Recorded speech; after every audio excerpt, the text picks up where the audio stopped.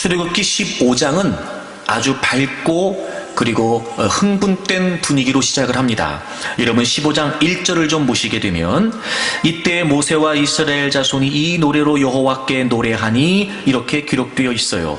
하나님을 찬양하는 것으로 출애굽기 15장의 이야기가 시작됩니다. 그리고 계속해서 찬양의 내용들이 고백들이 기록되어 있어요. 20절을 보시게 되면 아론의 누이 선지자 미리암이 손에 소고를 잡고 모든 여인도 그를 따라 나오며 소고를 잡고 춤을 춥니다. 그리고 이제 점점 그 찬양이 고조를 이루면서 악기를 동원했고 그리고 모두가 춤을 추면서 하나님을 찬양했어요. 여러분 잘 아시겠지만 그들이 하나님의 기적으로 홍해를 마른 땅으로 건너게 됩니다. 그리고 하나님의 능력으로 말미암아 자신들을 추격해오던 애굽의 공격으로부터 건짐을 받게 되죠. 그리고 15장에 와서 그 놀라운 하나님의 역사와 그리고 능력 때문에 그들이 악기를 동원하고 그리고 막 춤을 추면서 하나님을 찬양합니다. 그렇게 출애굽기 15장이 시작이 돼요. 그런데 이런 분위기는 그렇게 그리 오래가지 않습니다. 우리가 함께 그 뒤의 내용을 읽었습니다만 24절에 보시게 되면 백성이 모세에게 원망했다 이렇게 기록하고 있어요. 그들의 노래가 한순간 그칩니다. 그리고 하나님을 향해 원망하고 모세를 향해 불평하기 시작합니다.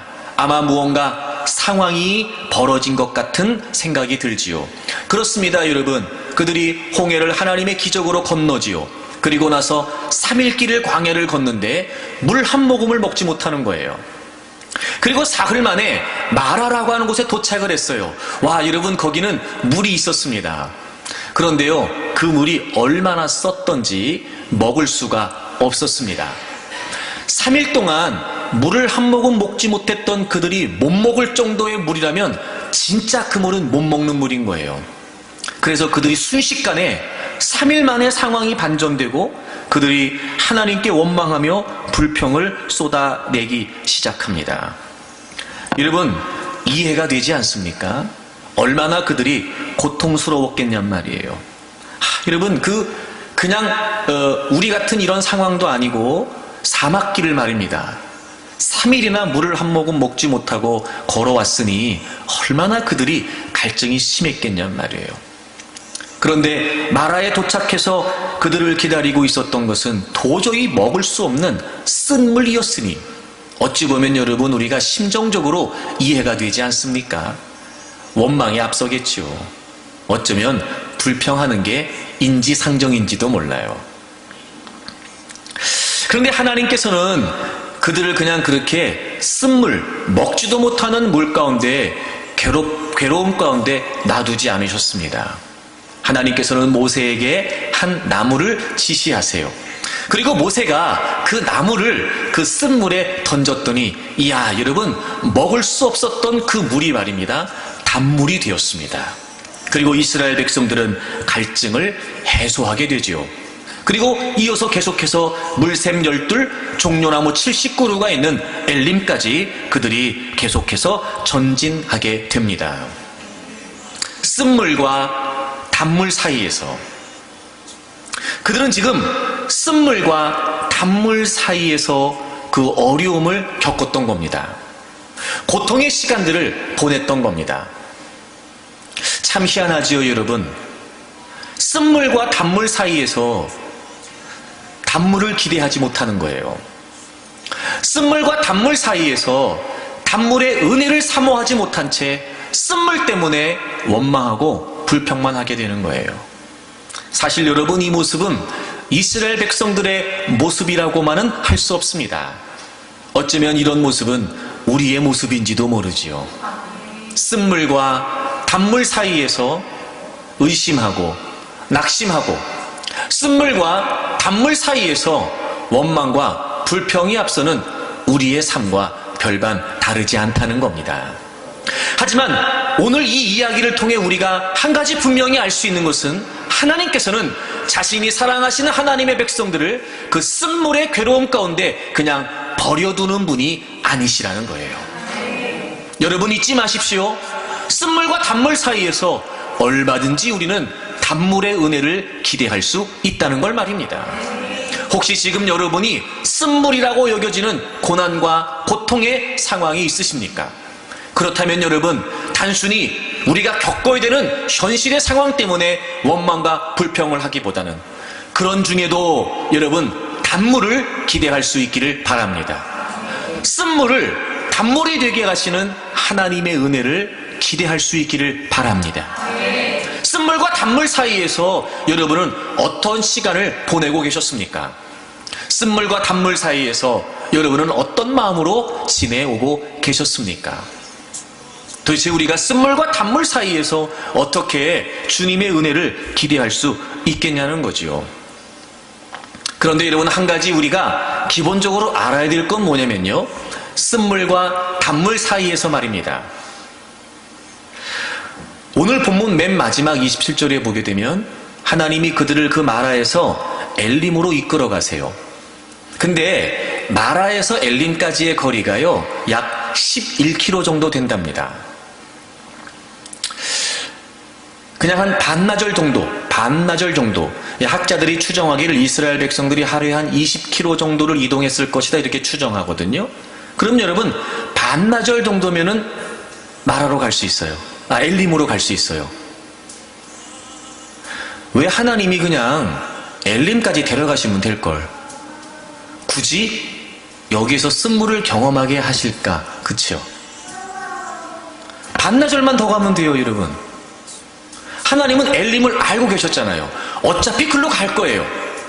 그럴 거 쓴물을 경험하지 말게 하시고 그냥 엘림까지 데려가시면 될걸 그렇게 안 하셨단 말이에요. 또 하나 여러분, 더 희한한 것도 있어요. 자, 마라에 도착했더니 거기에 물이 마실 수 없는 쓴물이었어요. 근데 하나님이 그걸 단물로 바꿔주셨잖아요. 그럼 애초부터 단물을 주시지. 애초부터 어차피 단물로 바꿔주실 거 애초부터 단물을 주시면 될걸 왜 굳이 3일길을 물을 먹지 못했던 그들을 굳이 쓴물을 경험하게 하시냐 말이에요. 그리고 쓴물이 단물 되게 하셨어요. 여러분, 이 두 가지를 생각해 보면은요, 쓴물과 단물 사이에서 하나님이 우리에게 의도하시는 바가 있다는 거예요. 얼마든지 엘림으로 바로 데리고 가실 수도 있었어요. 얼마든지 하나님은요, 쓴물이 아닌 단물을 마시게도 하실 수 있었어요. 근데 그렇게 안 하셨다고요. 어쨌든 쓴물과 단물 사이에서 중요한 건 뭐냐면 분명한 하나님의 의도가 있다는 거예요. 이런 겁니다, 여러분.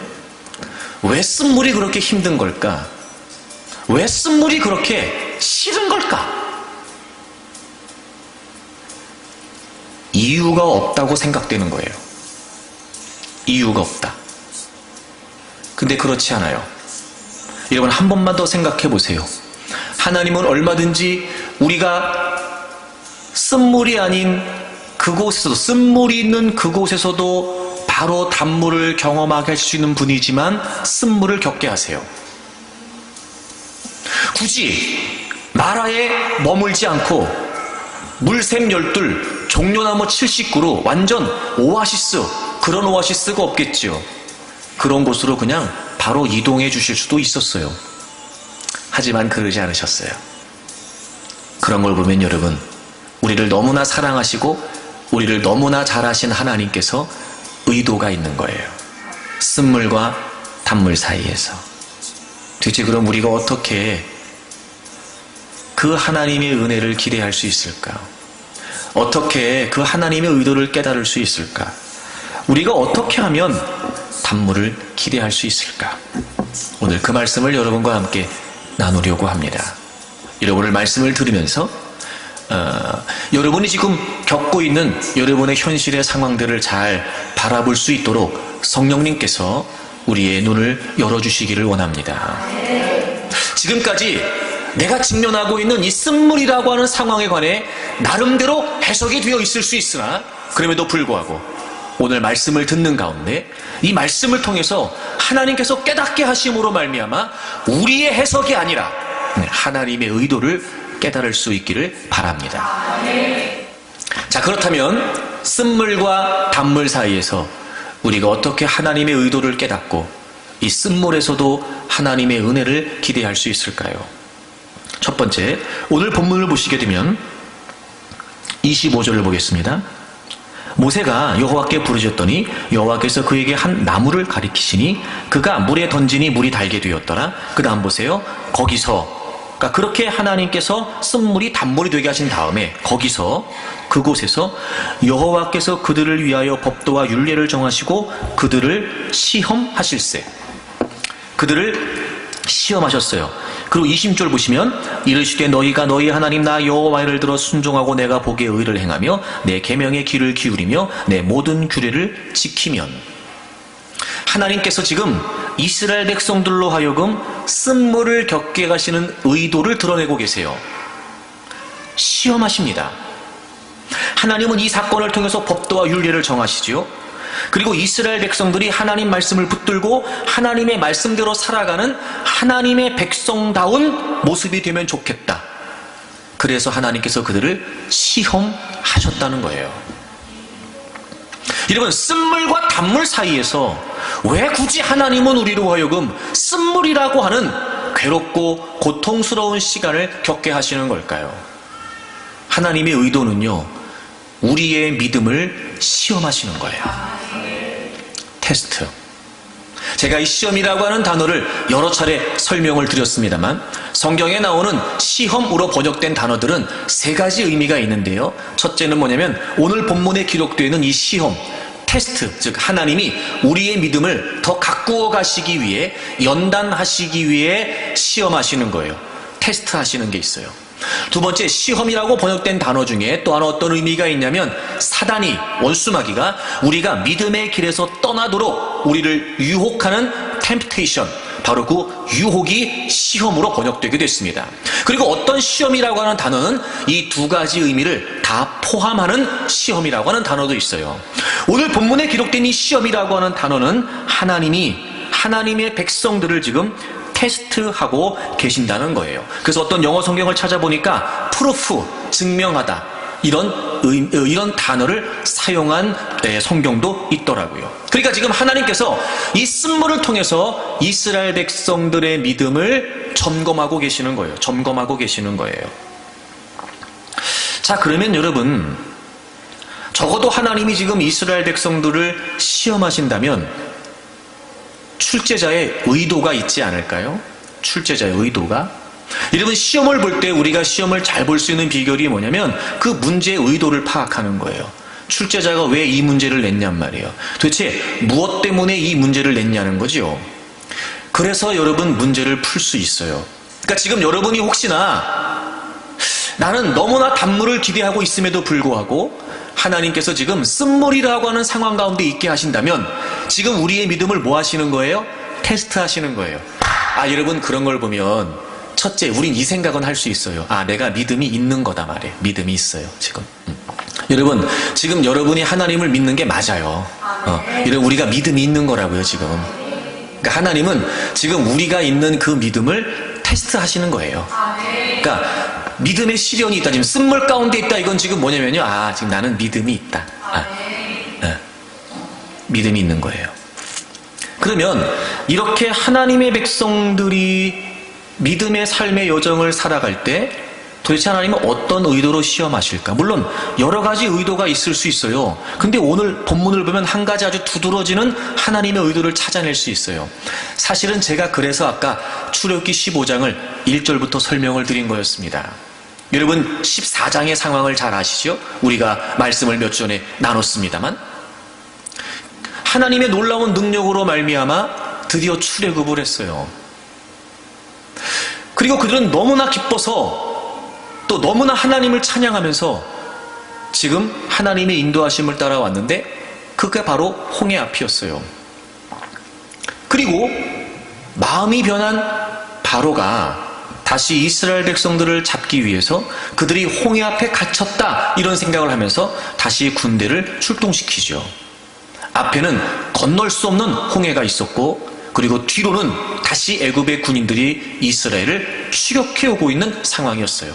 앞으로 갈 수도 없었고 뒤로 갈 수도 없는 그런 진퇴양난의 상황에 꼼짝없이 갇혀 있었단 말이에요.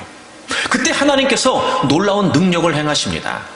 구름기둥과 불기둥, 늘 이스라엘 백성들과 함께했던 구름기둥과 불기둥을 뒤로 앞으로 막 이동하시면서 이스라엘 백성들을 보호하시더니 이런 밤새도록 바람을 불어가지고 홍해를 가르셨어요.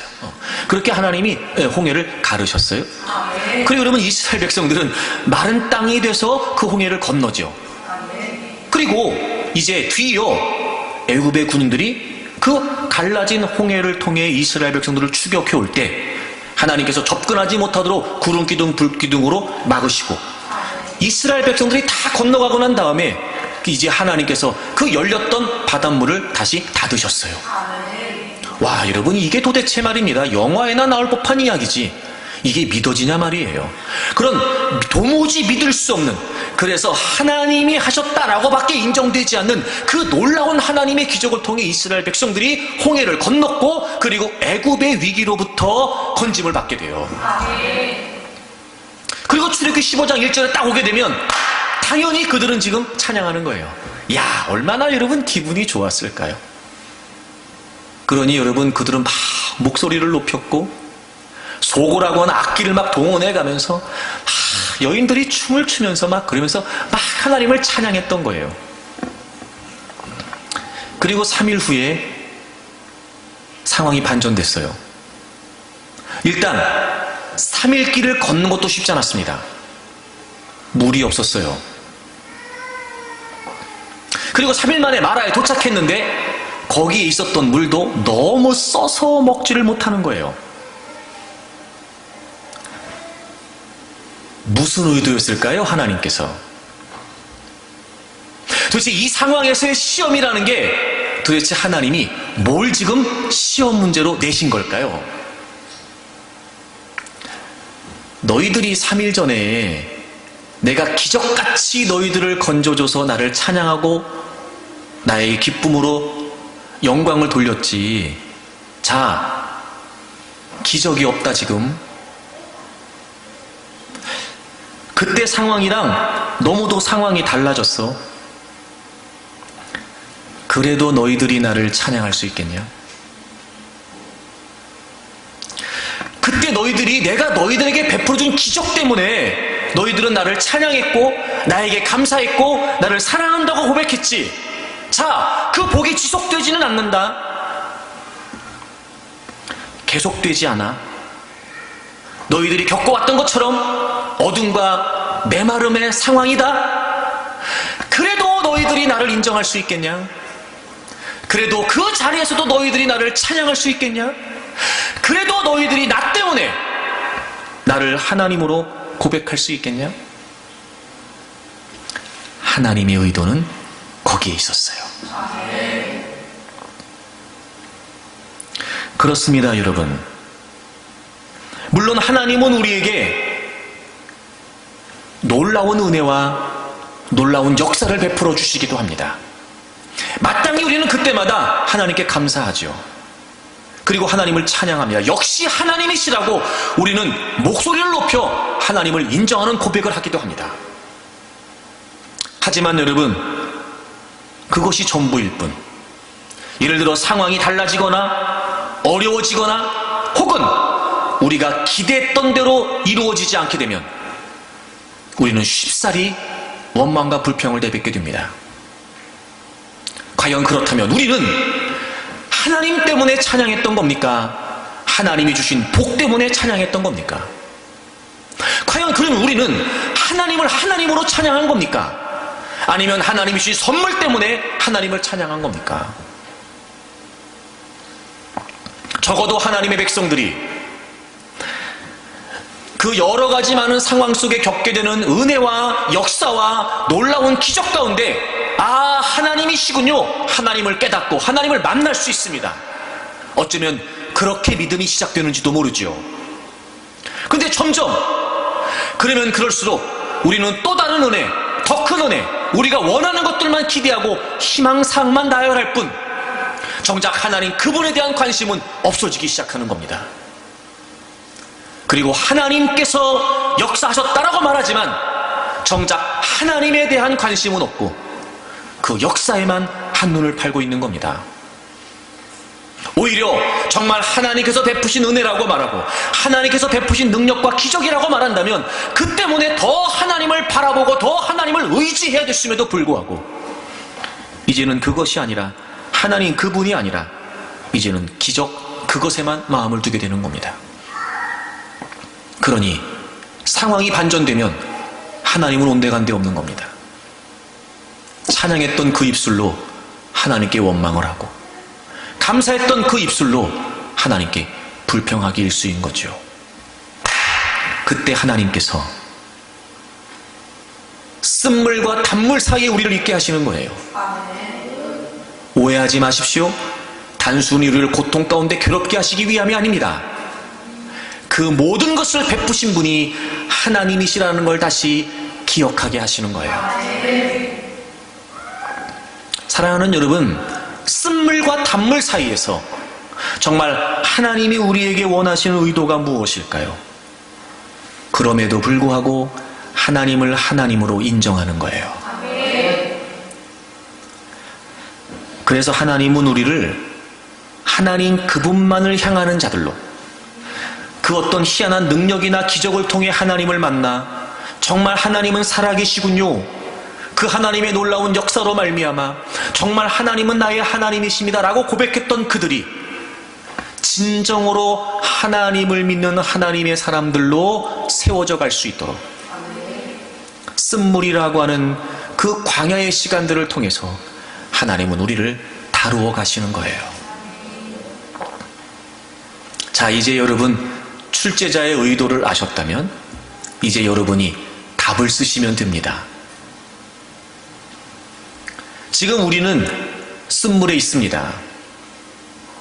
하지만 쓴물을 주목하면 안 되고 그런 중에도 나는 하나님을 신뢰하는 하나님의 사람으로서 하나님을 바라보고 하나님을 향한 고백이 흔들리지 않아야 됩니다. 우리가 잊지 말아야 될 것은 우리가 믿는 하나님은 우리가 직면하는 환경과 관계없이 찬양을 받으시기에 합당하신 분이십니다. 우리는 하나님은 우리가 있는, 우리가 겪는, 우리가 경험하는 어떤 외적인 이유, 상황이나 환경의 조건의 이유가 아니라 그 모든 것을 다 초월해서 찬양을 받으시기에 합당하신 하나님이십니다.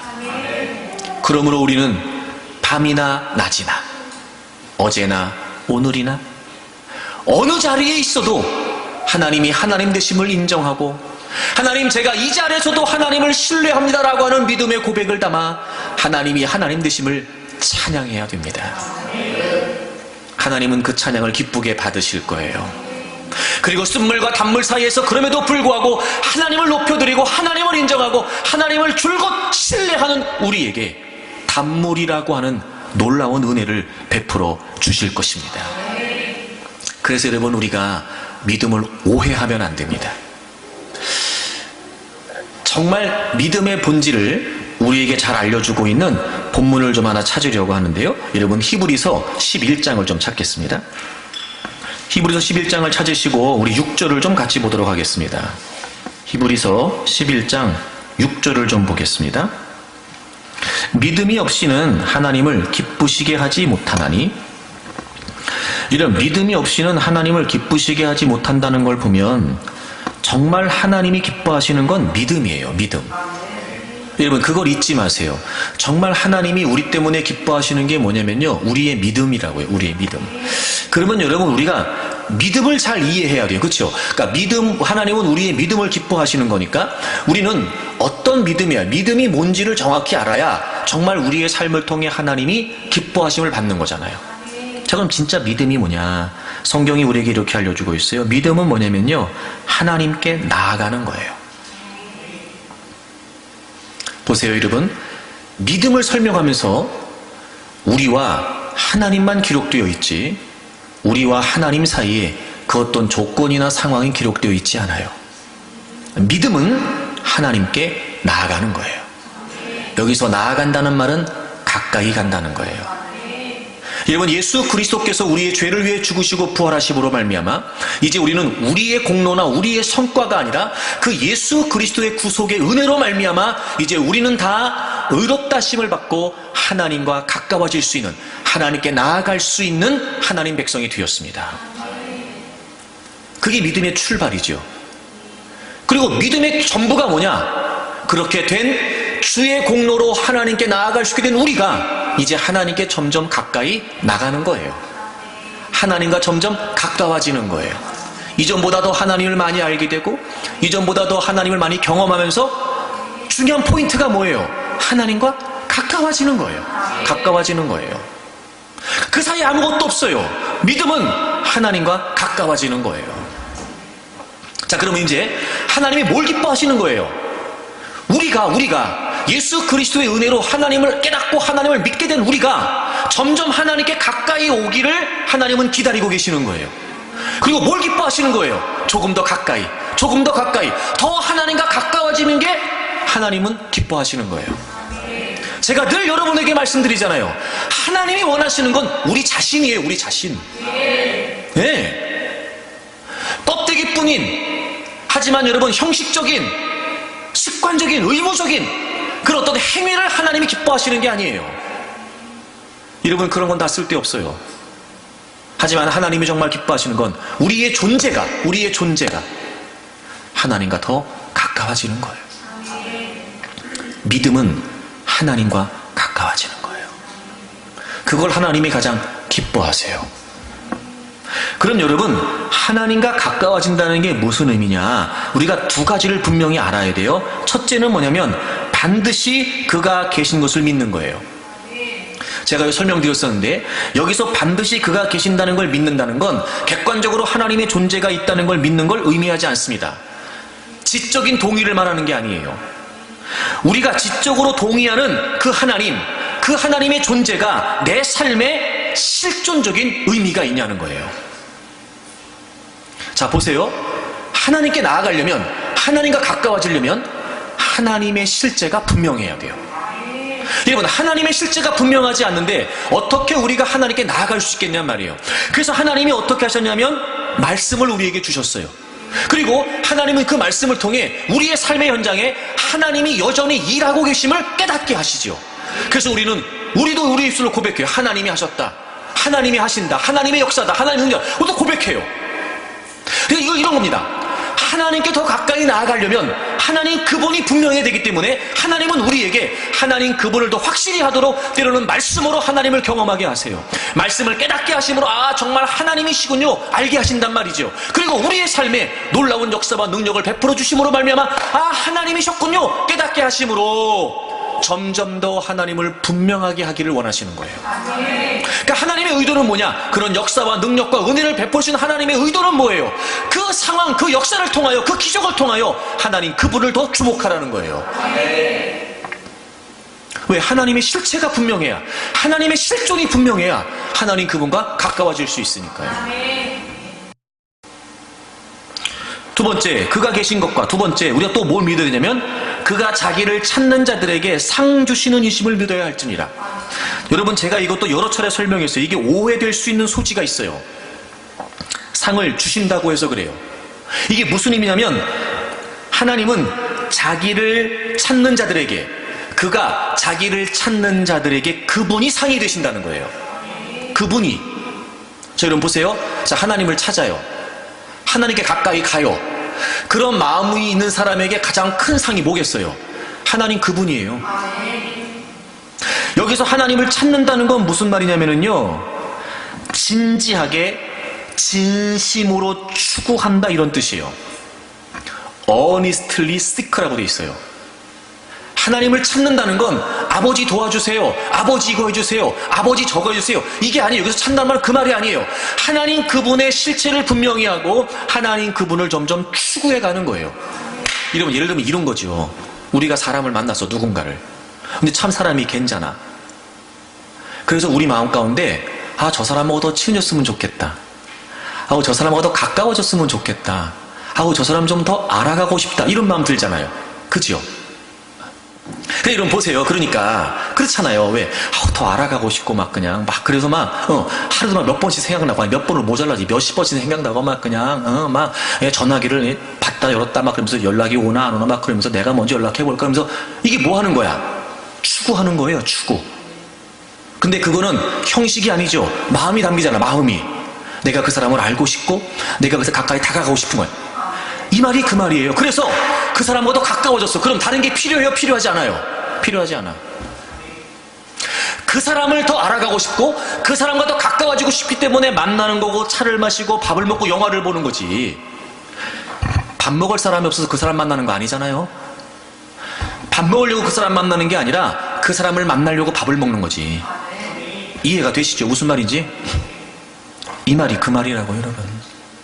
그러니까 정말 마음을 다해서 하나님 그분을 추구해 가면 정말 그들에게 주어지는 가장 큰 상급이 뭐예요? 하나님 그분과 가까워지는 거예요. 그게 믿음이었다고요. 믿음은 하나님 그분께 나아가는 거예요. 하나님과 가까워지는 거예요. 그러므로 우리에게 필요한 이 뭐예요? 첫째, 하나님 그분의 실존을 분명히 하는 거죠. 객관적인 누구의 하나님이 아니라 주관적인 나의 하나님. 하나님이 살아계시다는 사실을 지적으로 동의하는 차원이 아니라 실존적으로 내 삶의 현장에서 그분이 의미를 갖기 시작하는 거예요.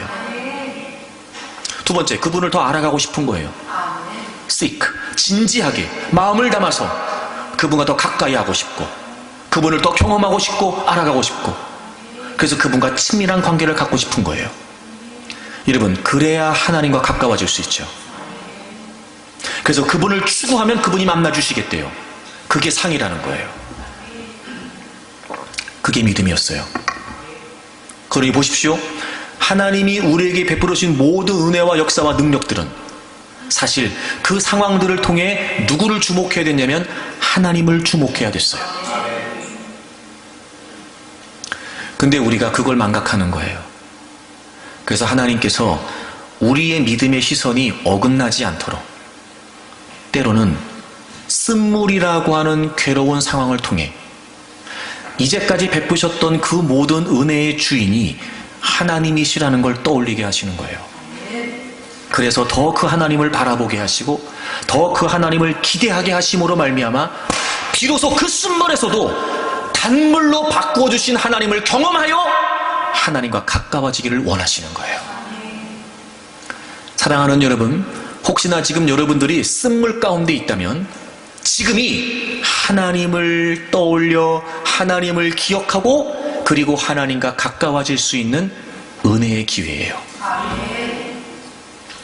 이게 사람이 그렇더라고요. 저도 그렇지만 그냥 편안하면은요 그래서 기도 목소리가 줄어들어요. 근데 좀 힘든 일을 만나면요 시키지 않아도 알아서 두 손 들고 찾아요. 알아서 두 손 들고. 그런 걸 보면 여러분, 쓴물이라고 하는 상황은요 오히려 하나님이 우리를 더 가꾸어 가시는 거예요. 시편 143편을 찾아보실까요, 여러분? 다윗이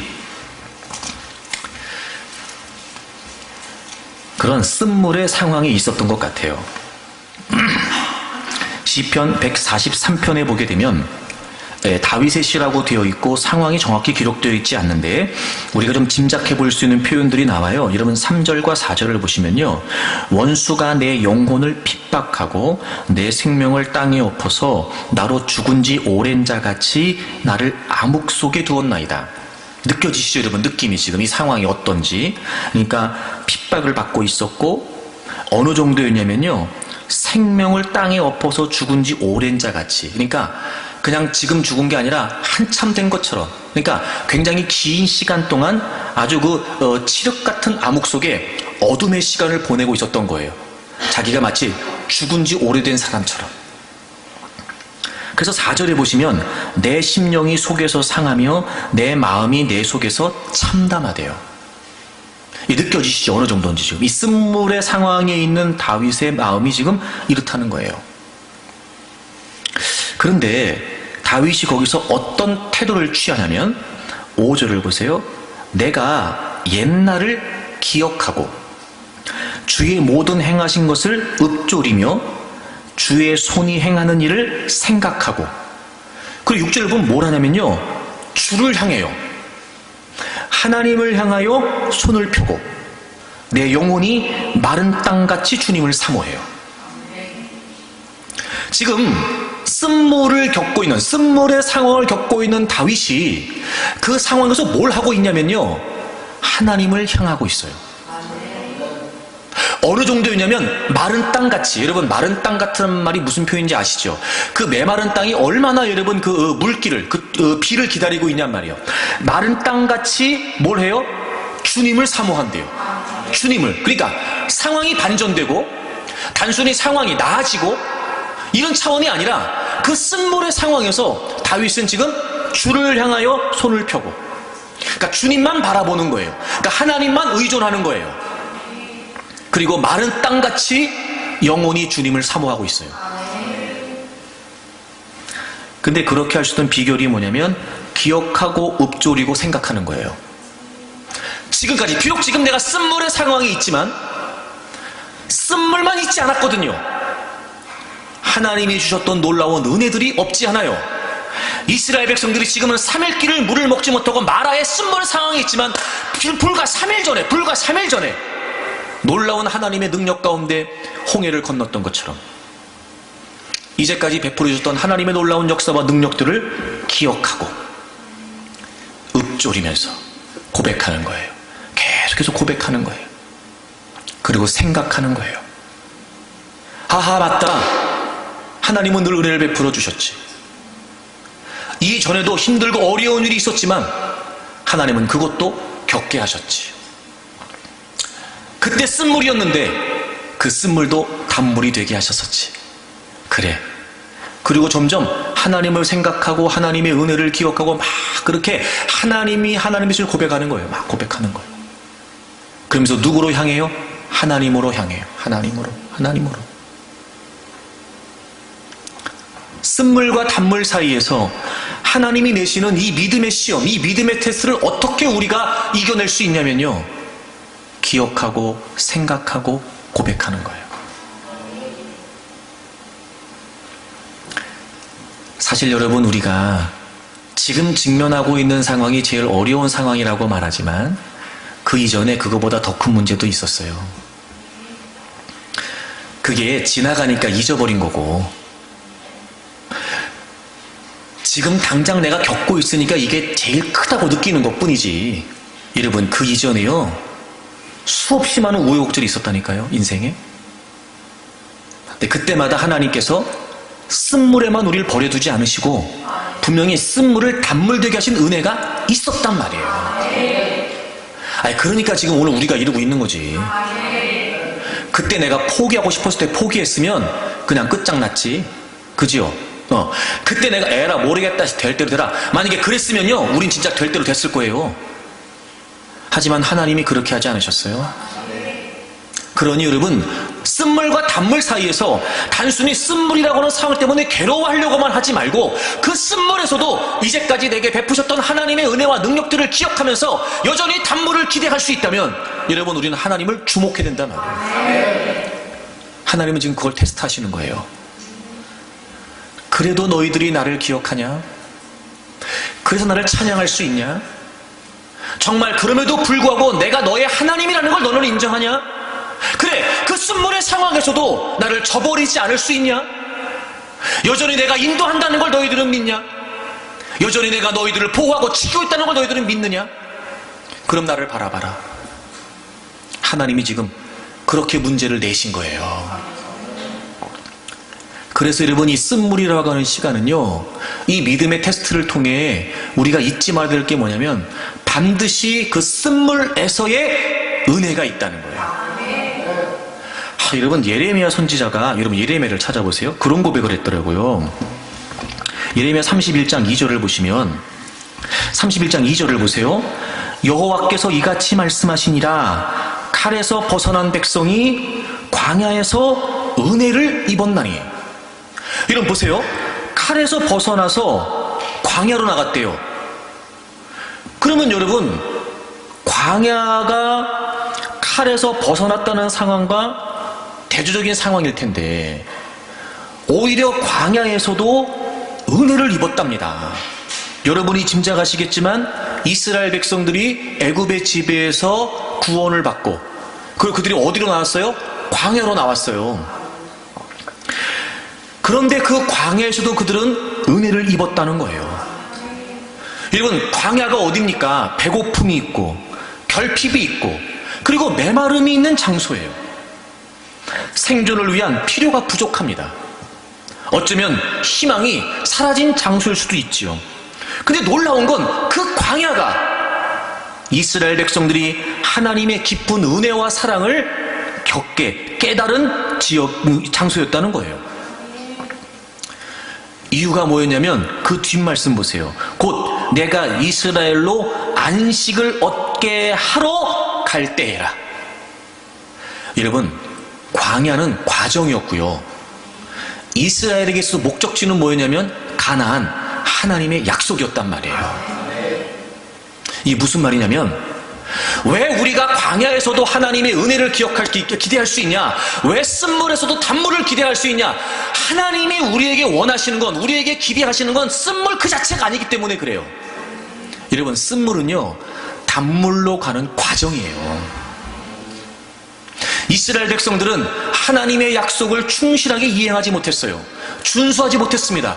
근데 놀랍죠? 그럼에도 불구하고 그들과 상관없이 그들이 하나님 약속을 어기고 그들이 하나님을 등지고 그들이 하나님 말씀을 깨뜨려도 지키지 않아도 하나님은 여전히 하나님 자신이 그들에게 하셨던 약속에 신실하셨어요. 그래서 마침내 하나님은 그들을 가나안으로 이끌고 가시죠. 그 말씀이에요. 하나님은 늘 한결같이 자신의 약속에 신실하신 분이세요. 그러니 쓴물과 단물 사이에서 하나님이 우리에게 원하시는 건 뭐냐면 그 쓴물에서도 하나님을 바라보는 자들에게 여전히 신실하신 하나님께서는 그 약속을 따라 우리를 이끌어 가신다는 거예요. 그래서 하나님은 그들을 인도해 주셨어요. 그들을 보호해 주셨습니다. 그리고 여러분, 그들에게 필요를 공급해 주셨다는 거예요. 어쩌면 이 광야는, 이 쓴물은 누구나 가기를 꺼려하는 장소일 수 있어요. 하지만 여러분, 우리가 잊지 말아야 될 사실은 그럼에도 결국 모든 사람이 거쳐야 되는 장소예요. 꺼려하지만 거쳐야 되는 장소. 그게 쓴물이에요. 우린 두려워요. 이러다가 내가 가야 될 길을 잃어버리는 건 아닐까? 하루 버티는 것도 쉽지 않아요. 막 버둥버둥 되지 않으면 하루를 넘기는 것도 쉽지 않아요. 이게 과연 내가 감당할 수 있을까? 늘 그것이 우리를 두렵게 만들고 우리를 불안하게 만들어요.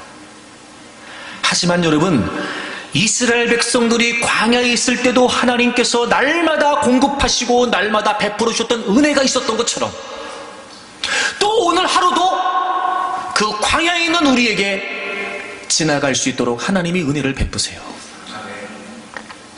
또 하루, 또 하루, 또 하루. 그렇게 여러분, 광야가 아니면, 쓴물이 아니면 겪을 수 없는 하나님의 놀라운 은혜를 베풀어 주시죠. 그러면서 우리는 하나님을 기억하게 됩니다. 그러면서 하나님을 생각하게 되죠. 그리고 점점 이제 우리의 시선이 쓴물이라고 하는 단순한 그 상황이 아니라 하나님에게로 옮겨가기 시작해요. 하나님을 신뢰하고 하나님을 찬양하고, 하나님은 그 쓴물이라고 하는 과정을 통해 단물로 바꾸어주세요. 쓴물로 끝나지 않습니다. 쓴물이 결론이 아닙니다. 광야는, 쓴물은 과정일 뿐, 하나님은 우리를 향하신 그 분명한 하나님의 약속의 말씀 안에서 하나님의 뜻대로 신실하게 우리를 이끌어 가세요. 그러니 여러분, 쓴물과 단물 사이에서 여전히 하나님이 여러분의 하나님이심을 고백하고, 쉽지 않지만 의지적으로라도 입술로 죄를 짓지 않으려고 노력하면서 오히려 그 입술로 하나님을 찬양하고, 그 누군가 봐도 감사할 조건이 아니고 그 누군가 봐도 찬양할 수 있는 조건이 아니라 할지라도 하나님, 그래도 하나님이 나의 하나님이시니 저는 하나님을 찬양하겠습니다. 그리고 하나님을 찬양하는 거예요. 쓴물이 단물되게 하시죠. 고난, 고통 얘기할 때마다 여러분 우리가 욥을 늘 떠올리게 되는데요. 참 여러분 욥을 볼 때마다 정말 존경스러운 게 뭐냐면, 여러분 욥기 1장을 좀 가보실래요? 우리가 좀 이런 고백이나 이런 결단이 좀 있었으면 좋겠어요. 배경을 여러분이 잘 아실 텐데, 사단이 하나님께 제안을 하지요. 하나님께서 너 내 종 욥을 잘 봤냐? 그렇게 온전하고 정직하고 나를 경외하는 사람이 없어. 이렇게 얘기했더니 사탄이 하나님께, 아니 하나님, 욥이 어찌 까닭없이 하나님을 경외하겠습니까? 하나님이 많은 걸 주시니까 그가 하나님을 섬기는 거지? 라고 이렇게 얘기를 해요. 여러분 그걸 보면 원수마귀의 시각은 뻔한 거예요. 뻔한 거. 여러분 그러니까 우리가요, 원수마귀의 어떤 그런 그 시각에 놀랄 필요가 없어요. 하나님 주는 게 있으니까 섬기죠. 우리 그런 거 아니잖아요. 여러분 우리가요, 이 사단 앞에서 우리 신앙의 자존감을 지키자고, 자존감을. 아니 하나님 아주 주시니까 저 감사하는 거지 되겠습니까? 이럴 때 하나님이 야 아니야 이렇게 우리를 보고 말씀하실 수 있도록, 그럼요 하나님 우리 아닙니다. 그러면서 사단이 다 가져가면 분명히 하나님을 욕할 겁니다 라고 얘기했어요. 그래서 하나님이 허용하세요. 몸에는 손대지 말라. 1장에서는 몸에는 손대지 말라 그러면서 하나님이 그걸 허용하시죠. 그래서 우리가 알고 있처럼 재산이 다 뺏겨요. 아들, 딸이 다 죽습니다. 하여튼 폭망, 요즘 말로 폭망. 이런 폭망도 없죠. 하여튼 싸그리다. 그런데 여러분 1장 21절 보세요. 20절부터 욥이 일어나 겉옷을 찢고 머리털을 밀고 땅에 엎드려 뭐해요? 예배한대요. 우리 같으면 겉옷을 찢고 머리털을 밀고 땅에 엎드려 뭐 하겠어요? 막 원망하고 불평하고 죽겠다고 난리를 치겠지. 하나님 빨리 나타나라고. 근데 욥은요 하나님을 예배했대요. 그리고 여러분 21절 보세요. 이르되 내가 모태에서 알몸으로 나왔사온즉 또한 알몸이 그리로 돌아가올지라 주신 이도 여호와시오 거두신 이도 여호와시니. 그 다음 보세요. 여호와의 이름이 찬송을 받으실지니이다. 이야. 그리고 이 욥기의 저자가 마지막 코멘트를 해요. 이 모든 일에 욥이 뭐하지 않았어요? 범죄하지 않고 하나님을 향해 뭐하지 않았어요? 원망하지 않았어요. 쓴물과 단물 사이에서 지금 쓴물에서도 욥이 뭐하고 있냐면 찬양하고 있어요. 2장에 넘어오면 사탄이 그걸로 성이 안 찬 거예요. 그래서 이제는 몸에다가 손을 대겠다고 해요. 하나님이 허용을 하세요. 단 생명은 해하지 말라 이렇게 말씀하시죠. 그래서 우리가 알고 있는 것처럼 머리끝부터 발끝까지 여러분 그가 종기가 도나하게 됩니다. 8절을 보세요. 2장 8절. 욥이 제 가운데 앉아서 질그릇 조각을 가져다가 몸을 긁고 있었어요. 그 아내가 하나님을 욕하고 죽으라고 떠나버렸어요. 그때 10절을 보세요. 그가 이르되 그대의 말이 한 어리석은 여자의 말 같도다. 우리가 하나님께 복을 받았은즉 화도 받지 아니하겠느냐 하고 역시 하나님을 인정하는 거죠. 그 다음 보세요. 이 모든 일에 욥이 입술로 범죄하지 않았어요. 여러분 욥이 했다는 건요 우리도 할 수 있다는 거예요. 우리도. 근데 욥이 1장에서도 그리고 2장에서도 그 쓴물에서 지금 일관되게 보이고 있는 태도가 뭐냐면요 하나님 그분을 주목하는 거예요. 하나님 그분을. 그런 중에도 하나님을 예배했대요. 물론 이게 쉬운 일은 아니었을 거예요. 욥 스스로도. 아들 딸이 하루아침에 다 죽어버렸어요. 재산 다 뺏겼어요. 그런 중에 하나님을 예배했다니 쉬운 일은 아니었을 거예요. 그러면서 고백해요. 내가 알몸으로 나왔습니다. 내가 알몸으로 갑니다. 주신 분이 하나님이시니 걷어가신 분도 하나님이십니다. 야 어떻게 그러면 이런 자리에서 하나님을 하나님으로 인정할 수 있을까? 그랬더니 그의 결론은 하나님을 찬양하는 거였어요. 2장에서도 하나님이 복을 주셨습니다. 그러니 화도 제가 받을 수 있습니다. 주셨으니까 가져가실 수 있습니다. 하나님이 하신다는 거예요. 하나님이. 그리고 입술로 범죄하지 않았다는 거예요. 쓴물과 단물 사이에서 하나님이 원하시는 건 바로 이런 믿음의 고백이었습니다. 물론 지금 당장 우리가 그런 믿음이 없을 수도 있습니다. 괜찮습니다. 물론 지금 당장 우리가 이렇게 하고 싶은 마음이 없을 수도 있어요. 괜찮습니다. 어차피 여러분 원망이 되고 불평이 됐는데 어찌 우리가 하나님 앞에 그 모든 감정들을 감출 수 있겠습니까? 하지만 그럼에도 불구하고 결국 여러분 우리의 결론은 그래도 하나님이 나의 하나님이십니다. 그러므로 하나님을 찬양할 것입니다. 하나님, 제가 지금 쓴물에 있어도 지금까지 베푸셔 놀라운 그 하나님의 은혜가 있기에 저는 그래도 하나님을 찬양할 것입니다. 하나님, 지금까지 내 삶에 베푸셨던 은혜를 제가 기억하면서 역시 이 쓴물도 단물이 되게 하실 것을 제가 기대하겠습니다. 그렇게 늘 하나님을 찬양하고 하나님이 하나님 되심을 고백하면서 이러는 쓴물에서도 하나님을 향한 믿음을 잃지 않는 겁니다. 오히려 더 하나님을 바라보게 되고 그것 때문에 오히려 더 하나님 앞에서 눈물을 흘리게 되고 그것 때문에 더 애절한 심정으로 주를 향하여 손을 펴고 마른 땅같이 주를 사모하는 겁니다. 그리고 하나님을 향하고 하나님을 바라보고 그렇게 되면 우리의 믿음이 한층 더 성숙해지고 우리의 믿음이 하나님이 기뻐하실 수 있는 믿음으로 가꾸어지고 그런 과정을 통해 하나님은 은혜를 베풀어 주시면서 광야가 아니었다면 겪을 수 없었던 은혜 말입니다. 그리고 하나님께서는 쓴물이 단물이 되게 하실 거예요. 사랑하는 여러분, 쓴물과 단물 사이에서 이제 원망과 불평을 거두십시오. 지금 하나님이 우리의 믿음을 테스트하고 있다는 사실을 여러분 잊지 마십시오. 의지적으로라도 결단하십시오. 기억하고 고백하고 생각하면서 하나님이 하나님 되심을 인정하고 하나님을 바라보십시오. 반드시 하나님께서 은혜를 베풀어 주실 것이고 쓴물이 단물이 되게 하실 줄로 믿습니다. 우리 찬양 하나 할까요? 오늘 말씀을 기억하면서 지금 이 자리에서 우리 찬양하겠습니다.